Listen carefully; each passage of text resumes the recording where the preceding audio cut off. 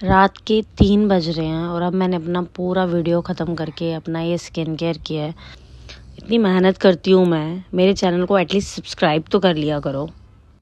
Hello everyone and welcome back to my YouTube channel. I hope you all are doing good. So in today's video, I'm gonna tell you about why your foundation is becoming grey. आपकी foundation grey क्यों पड़ रही है। 5 main reasons हैं जिनकी वजह से आपकी फाउंडेशन ग्रे हो जाती है और ये 75% गर्ल्स के साथ होता है। जब भी वो किसी फंक्शन में फाउंडेशन लगा के जाती है तो अराउंड द माउथ का जो एरिया है वो ग्रे पड़ जाता है, अंडर आई ग्रे पड़ जाता है, फोरहेड पे ड्राई पैचेस से पड़ने लग जाते हैं। उसका रीजन क्या है? लेकिन मेरा फाउंडेशन ग्रे नहीं पड़ता। इनफैक्ट अभी मैंने इस टाइम ये टिंट लगा रखा है रेवोल्यूशन का, ये टिंट मैंने लगा रखा है और ये मेरे शेड से एक शेड लाइट है। अगर आप देखें तो भी मेरा फाउंडेशन ग्रे नहीं पड़ा है। वो क्यों ग्रे नहीं पड़ा है मैं आपको बताऊंगी इस वीडियो में, तो वीडियो को एंड तक जरूर देखें और चैनल को लाइक एंड सब्सक्राइब प्लीज जरूर कीजिए।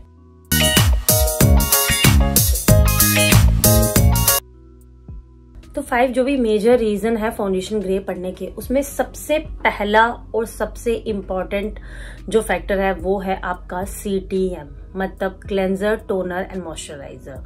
बिलीव मी, लोगों को लगता है ये चीज बहुत लाइटली होती है। अरे कर तो लिया था, अरे अच्छा मॉइस्चराइजर लगा तो लिया था, अरे अच्छे से टोनर वोनर तो लगा लिया था। बट ऐसा नहीं है। आप लोग सच में कहीं ना कहीं टोनर और मॉइस्चराइजर अच्छा यूज नहीं करते, या अच्छे तरीके से यूज नहीं करते, या आप टोनर स्किप कर देते हैं, या आप अच्छा मॉइस्चराइजर जो आपकी स्किन का फाउंडेशन का लोड उठा सके। देखिए फाउंडेशन का लोड होता है, फाउंडेशन बहुत हैवी कवरेज की होती है। आप ले तो लेते हैं हैवी कवरेज की, मगर उसको संभालने के लिए नीचे एक अच्छे मॉइस्चराइजर का होना जरूरी है। ये आपको कोई नहीं बताता, ठीक है, ये आपको मैं बता रही हूँ। अगर फाउंडेशन हैवी है उसको उठाने के लिए आपका मॉइस्चराइजर भी उतना पावरफुल होना चाहिए, वरना क्या होता है ना, स्किन पे जैसे ही लगता है स्किन सारी ड्राई हो जाती है और पैची हो जाती है, ग्रे पड़ने लगती है।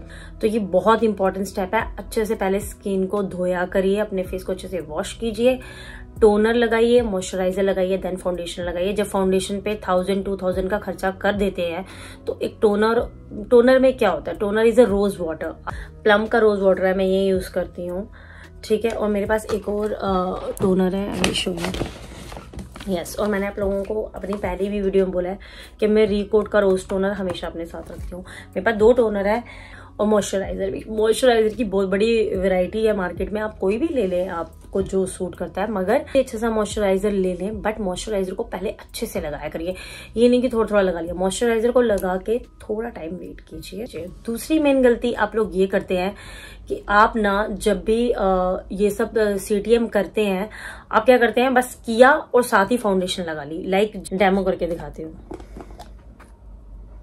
तो मैंने अभी यहाँ पे मॉइस्चराइजर लगाया, मैंने जैसे मॉइस्चराइजर लगाया अभी ये अब्जॉर्ब नहीं हुआ, मैंने साथ ही इसके ऊपर फाउंडेशन लगा के ब्लेंड कर दिया, बस।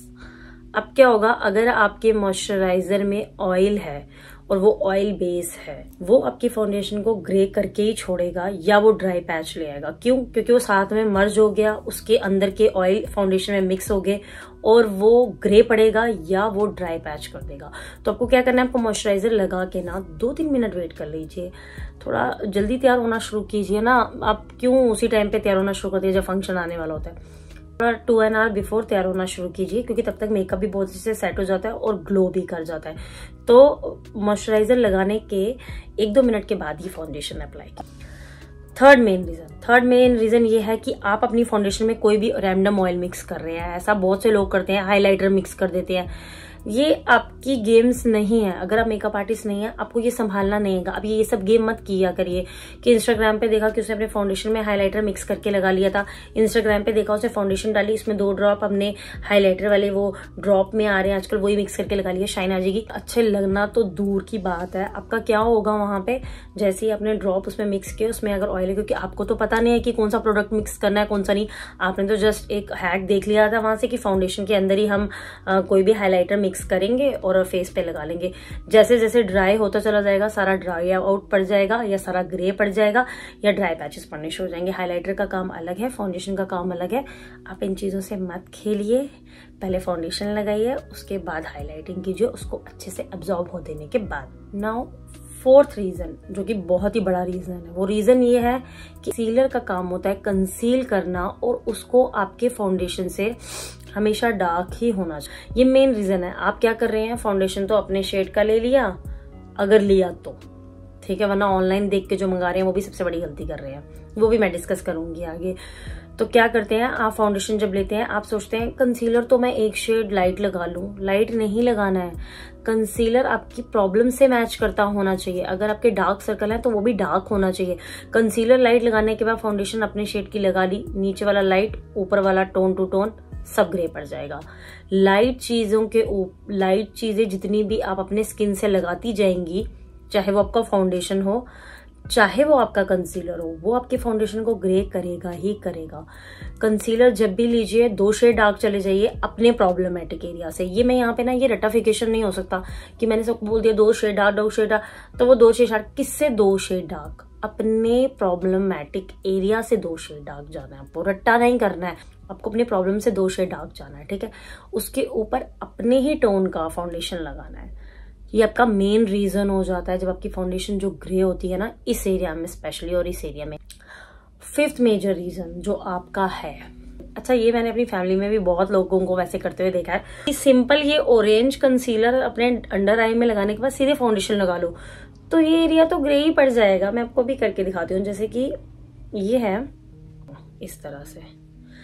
अब इसने मेरा एरिया जो है वो कवर कर लिया, इसने मेरे प्रॉब्लम्स को कवर कर लिया। लाइट में मैं ये वाली अप्लाई करती हूँ। अभी मैं इसको छुपाने के लिए कुछ नहीं कर रही हूँ, मैंने बस अपना प्रॉब्लम छुपाया। बट इस कलर का क्या, ये कलर को आपको नहीं छुपाना है, इस कलर को भी तो आपको हाइड करना पड़ेगा ना। अभी देखिए कैसे लग रही है, देखिए ये उस ऑरेंज चीज को छुपा ही नहीं पाएगा। देखिए कैसा पड़ रहा है, खुद देखिए। तो पहले तो आपको इस पे कंसीलर लगाना पड़ेगा ना। देखिए मैंने और वो मार दिया, देखिए कैसा पड़ रहा है। अभी कुछ टाइम बाद सारा ग्रे पड़ने वाला है, ये इतना गंदा लगने वाला है। अगर आप ऑरेंज करेक्टर यहाँ पे लगा रहे हो, अगर आपने कोई ऑरेंज करेक्टर यहाँ लगा लिया, तो आपके लिए एक स्टेप बढ़ेगा ही बढ़ेगा कंसीलर का, वो भी आपके शेड से, आपके इस वाले एरिया से 2 शेड डार्क का। समझ में आया आपको? अगर आपने ऑरेंज करेक्टर टच भी करवा दिया अपनी स्किन को, एक स्टेप तो आपको और लेना पड़ेगा, वो है कंसीलर का, वो भी 2 शेड डार्क का। उससे पहले कंसीलर को कवर कीजिए एंड देन फाउंडेशन अप्लाई कीजिए, ठीक है। पहले इस चीज को, इस ऑरेंज पैच को तो छुपाओ, है ना। इस ऑरेंज पैच को अगर नहीं छुपाओगे तो ये तो ग्रे पड़ेगा ही पड़ेगा। तो ये मेजर रीजंस हैं जो लोग करते हैं फाउंडेशन में, और फिर बोलते हैं हमारा अराउंड द माउथ जो एरिया ग्रे पड़ता है। अब जो छोटी छोटी चीजें जिनसे भी आपके फाउंडेशन जो है वो ग्रे पड़ सकते हैं, वो तो मेजर रीजंस थे जिनसे ग्रे पड़ने ही पड़ने हैं। तो अगर आपने अपर लिप्स नहीं करवाए हैं और आपके यहाँ पे एरिया पे फेशियल हेयर्स हैं, तो वो कुछ भी करके आपके फाउंडेशन को कभी स्मूथ नहीं बनाएंगे, वो जगह कहीं ना कहीं ग्रे पड़ेगी। तो आप उनको फेशियल रेजर या किसी ट्रीटमेंट से अगर आप हटा देते हैं तो इट्स वेल एंड गुड। अगर आप ऐसा नहीं करते हैं तो पहले ऑरेंज करेक्टर लगेगा, देन जैसे अंडर आई में लगता है, पहले orange corrector, then concealer and then foundation. उससे थोड़ी बहुत वो जगह, उनके जो हेयर्स हैं वो थोड़े ब्लैकिश होते हैं और दिखते हैं, तो उनपे इस एरिया पे फाउंडेशन ग्रे पड़ना ही पड़ना है, उसका कोई इलाज नहीं। अराउंड द लिप्स भी आपके हेयर्स हैं, छोटे छोटे फेशियल हेयर्स हैं, वहां से फाउंडेशन ग्रे पड़ता चला जाएगा, उसका कोई इलाज नहीं है अनटिल आप वो हेयर रिमूव नहीं करवाते। और उसके बाद एक रीजन और है कि सब लोगों को गोरा होना है इस दुनिया में, किसी को भी अपना टोन पसंद नहीं है, सबको चाहिए कि वो 2-3 शेड गोरे हो जाएं, पता नहीं क्यों। उनको सिर्फ आइवरी शेड ही चाहिए, पता नहीं क्यों उनके शेड की फाउंडेशन मार्केट में अवेलेबल है, क्योंकि उनको तो सिर्फ आइवरी शेड की ही फाउंडेशन खरीदनी है। तो ऐसा आप बिल्कुल मत कीजिए। जो आपका टोन है आप उससे ना पॉइंट ऊपर जा सकते हैं, 1 भी नहीं जा, 1 शेड लाइट होता है या 2 shade light, half shade light भी होता है। अगर आप डिफरेंट ब्रांड्स में देखेंगी ना, एक ब्रांड में अगर आपका 1 शेड लाइट मिल रहा है ना, तो दूसरे ब्रांड में हो सकता है आपकी शेड से हल्का फुल्का लाइट ऊपर नीचे होगा। मेरे साथ भी ऐसा हुआ है, मैं आप लोगों को अभी बताती हूँ। कलर बार की ये फाउंडेशन है मेरे पास, सेम मेरे टोन में आती है, जबकि दिख रही है यहाँ पे डार्क है, लेकिन जब लगती है ना तो मेरे फेस को ना बहुत, मतलब ऐसा लगता है कि मैंने फाउंडेशन नहीं लग रखा। और इसका शेड है 2.2, यहाँ पे दिया हुआ है 2.2, और इसी का शेड मैंने भी कुछ दिन पहले देखा 2.1, जो बिल्कुल स्लाइटली अगर आप बोलेंगे ना प्लस माइनस का फर्क वाला, वैसा लाइट था। इससे मेरा जो शेड था ना वो प्रॉपर मेरा ही शेड आ रहा था, जैसी मेरी स्किन है वैसा ही है, ठीक है। लेकिन वो जो था ना वो थोड़ा सा मेरे फेस को ब्राइट कर रहा था, शेड यही था बट हल्का ब्राइटन अप कर रहा था। तो ऐसे ही अगर आप डिफरेंट ब्रांड्स में जाके देखेंगे ना तो आप ही के शेड का ऊपर नीचे प्लस माइनस जिसे बोलते हैं ना, उसका अगर आप लेंगे तो वो ज्यादा अच्छा रहेगा। आप देखेंगे वो थोड़ा ब्राइट साइड में होगा, एक थोड़ा डल साइड पे होगा। लेकिन 2 टोन लाइट बिल्कुल मत कीजिए अपने आप को, वो कहीं आपको नहीं लेके जाने वाला, वो सिर्फ ग्रे साइड पे लेके जाएगा और सिर्फ ड्राई पैच को हाईलाइट करेगा आपके फेस पे। एक रीजन और है जो आपकी फाउंडेशन को ना ग्रे कर देता है, वो रीजन ये है कि too many products, too many layer and too many products. आप अंधाधुन अप्लाई करती जा रही हैं अपने फेस पे, कंसीलर भी, करेक्टर भी, फाउंडेशन भी और स्किन ड्राई है, ठीक है, वहां पे ड्राई पैच पड़ेगा ही पड़ेगा, फेस ग्रे होगा ही होगा। ऐसी बहुत सी लड़कियां ऐसा करती हैं कि लिक्विड हाइलाइटर यूज करती हैं। लिक्विड हाइलाइटर मेरे हाथ से कभी नहीं संभलता, मैं यूज भी नहीं करती, मेरी स्किन और ड्राई होने जाती है, वहां पे पैच पड़ने लग जाता है क्योंकि शायद नीचे प्रोडक्ट बहुत ज्यादा होते हैं। टू मैनी प्रोडक्ट्स फेस पे भरने से जो आपको करना ही नहीं आ रही, उससे तो ड्राई पैच और मेकअप ग्रे पड़ने के बहुत ज्यादा चांसेस है। तो लेयरिंग ज्यादा मत कीजिए, ठीक है, अगर आपको फाउंडेशन संभालना नहीं आती है स्किन पे, क्योंकि कुछ देर के बाद ना चीजें जब हैवी होने लग जाती है और नीचे बेस बहुत जो आपका मॉइस्चराइजर है वो बहुत उतना मॉइस्चराइजिंग नहीं है, उस पर टू मैनी प्रोडक्ट्स जब लग जाएंगे फेस पे तो आप खुद सोचिए कि बेस का क्या हाल होगा, वो ग्रे पड़ना ही पड़ना है। ये liquid blushes, liquid highlighter, liquid ये सब छोड़ दीजिए, पाउडर के बहुत अच्छे अच्छे सिंपल कीजिए। तो these are the major reason जो मैंने आप लोगों के साथ शेयर किए कि आपका फाउंडेशन वो ग्रे क्यों पड़ जाता है।